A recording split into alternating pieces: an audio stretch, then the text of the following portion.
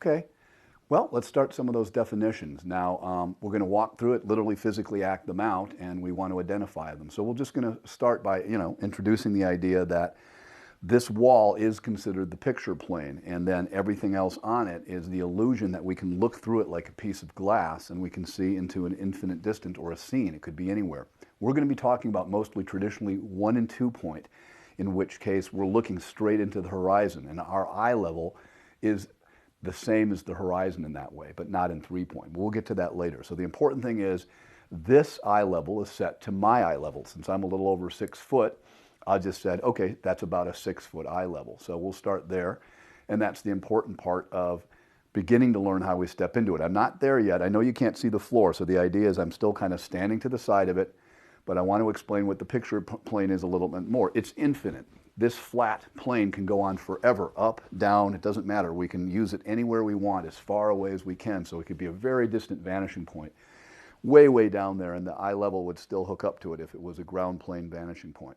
So the idea of the picture plane, could, as I had mentioned before, it could be the little piece of paper you're drawing on in a sketchbook. It could be a diagram on a piece of paper. It could be this wall as a mural. It's this sheet of paper and the wall together, and the whole diagram together is the picture plane. It could be the computer screen is your picture plane, and we'll go more and more into how the cone is relating to those ideas as well in different ways. But for now, the picture plane, again, if you can imagine, is always straight in front of us. Now, I have picked a point that is straight in front of the same eye level. This is my actual eye level, EL, eye level. And I also have PP, believe it or not, but that stands for picture planes. From now on, PP is picture plane, eye level is always, EL. So now I'm coming to my center of vision, which I'll explain in a second too. Either way, I'm standing straight in front of it now, and that exact eye level is, in fact, my real eye level standing in front of this real wall. So we're going to use real examples of this actual wall. Also, if you can look, the center of vision is directly what I'm facing. So we could say that my body right now in my head, in my station point, is directly perpendicular and parallel to the wall and all these items. So let's start. Remember, the entire wall plus going on forever, down forever, up forever, to the sides forever is the picture plane. Secondly, the eye level. My eye level, again, I'm a little over 6 foot, so my eye level extends out, and the plane, we can imagine, goes on forever and ever and ever. Thirdly, the center of vision.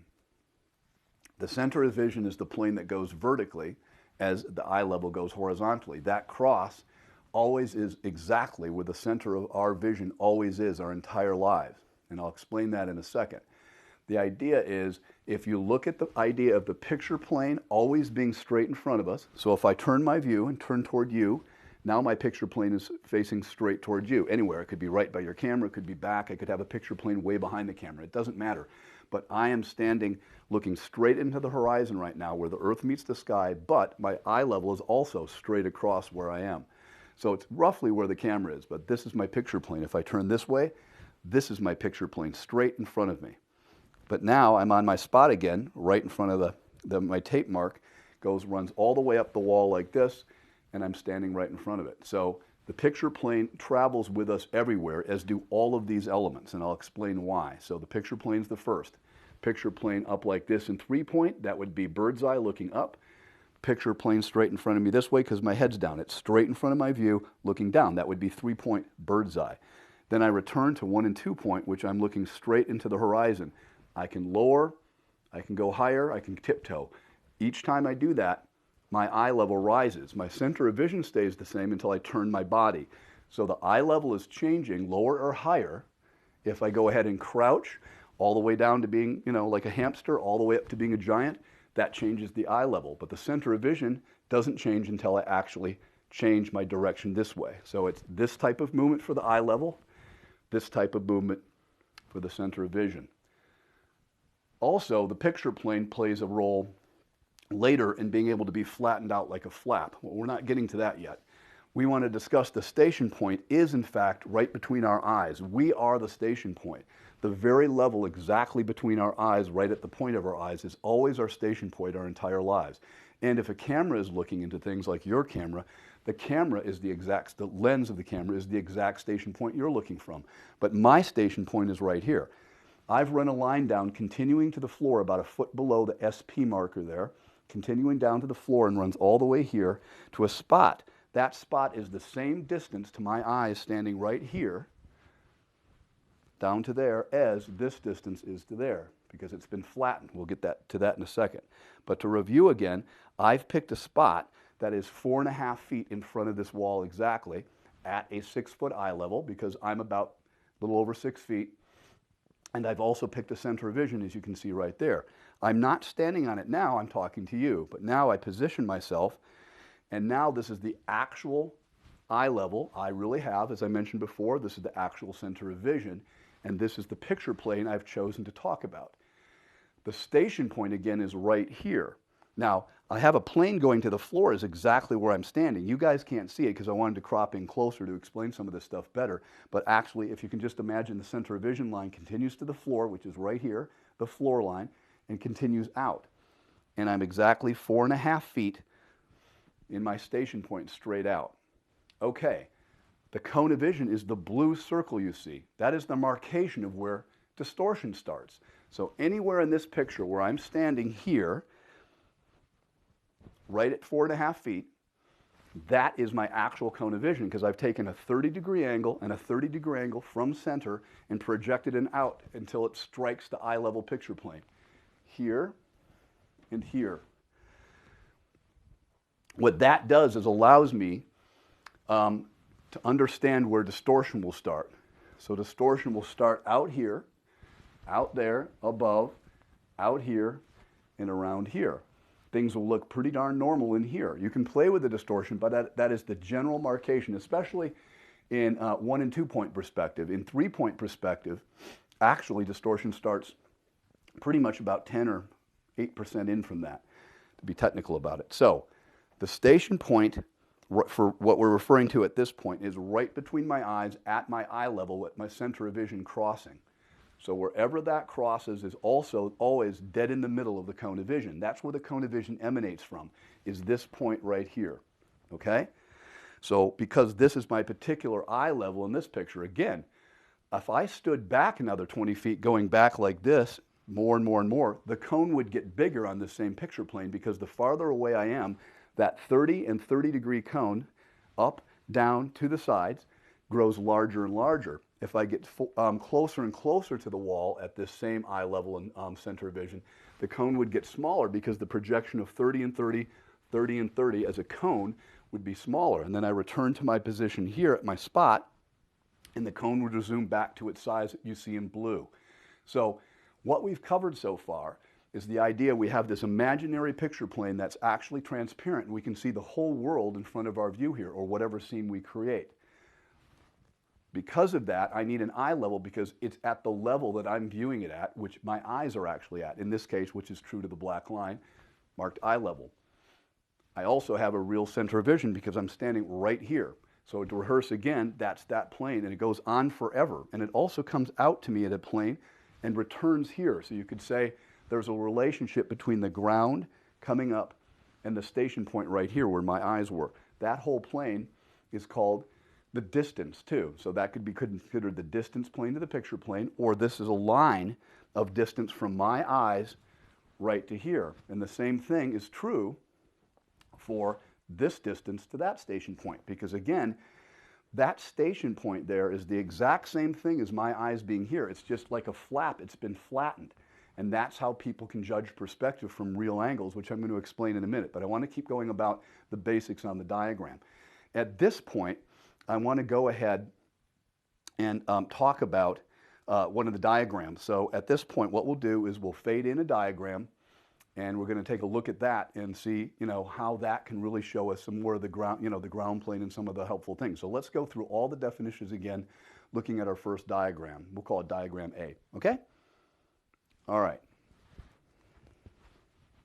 Okay, with diagram A, you can obviously see the figure is standing in front of a particular eye level, which also acts as the horizon line at this point only because it's in 1 and 2 point, but it actually is eye level all the time. The figure is standing on a ground plane, so no surprise that eye level is the same height as the figure is because, again, that figure's station point is right between his eyes. There's a projection on the ground you can see is the ground distance and the distance from the eyes to the middle of the eye level crossing the center of vision.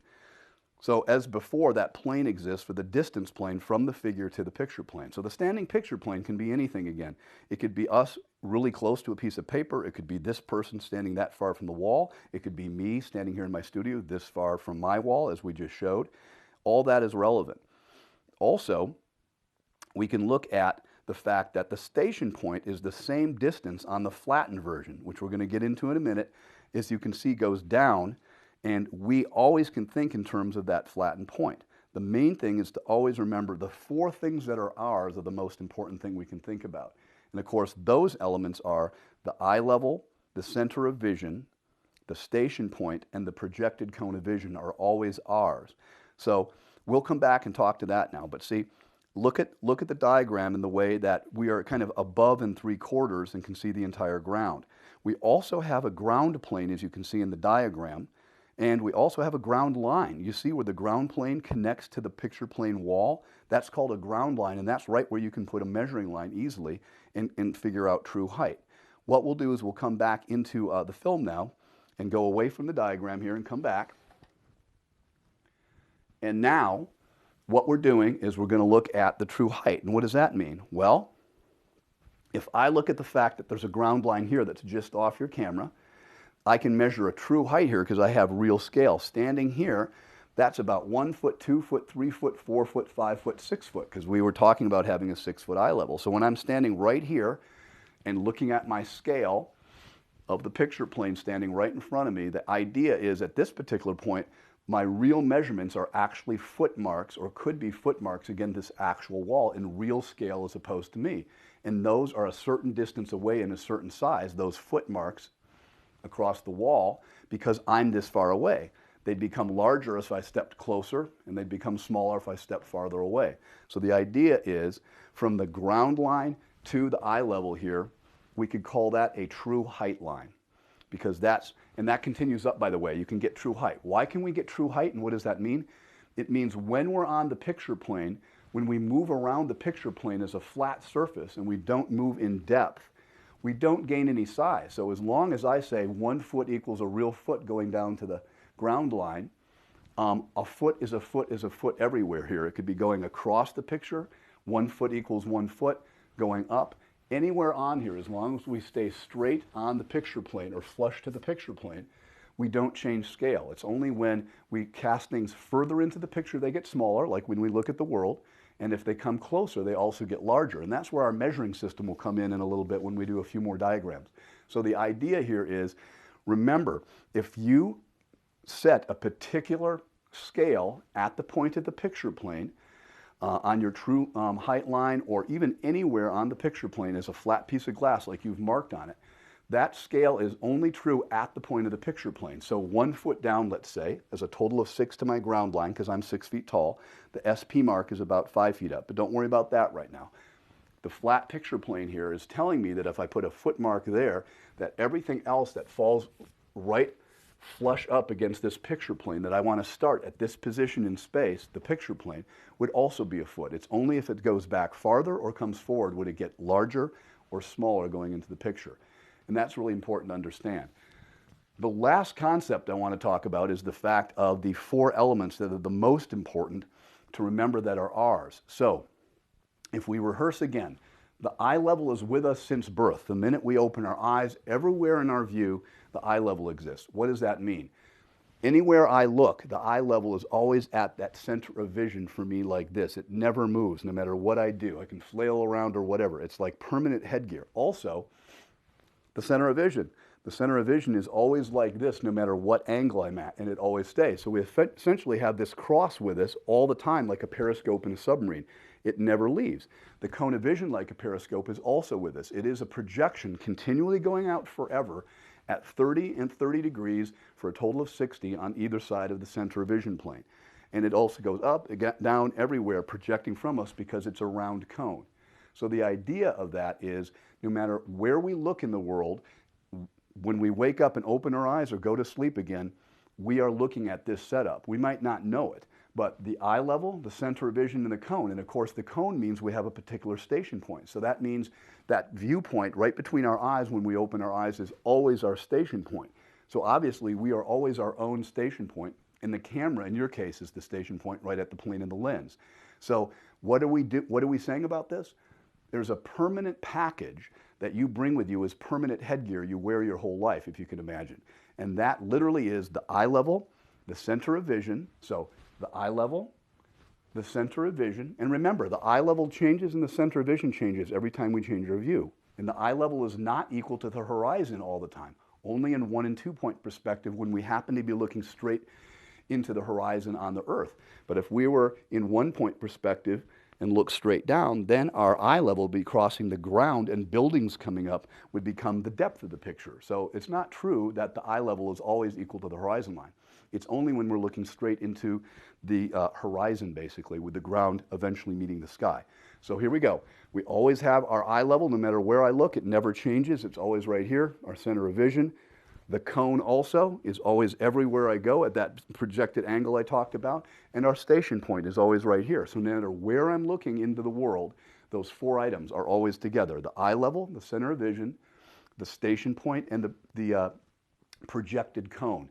So no matter what picture plane I pick, far or near, that setup right here on the wall, why it's so important is it's with us our entire lives. I know, it's like, what's the big deal? The big deal is that's how we know how to start a view, no matter if it's the simplest thumbnail all the way to a 100-hour technical drawing. It doesn't matter.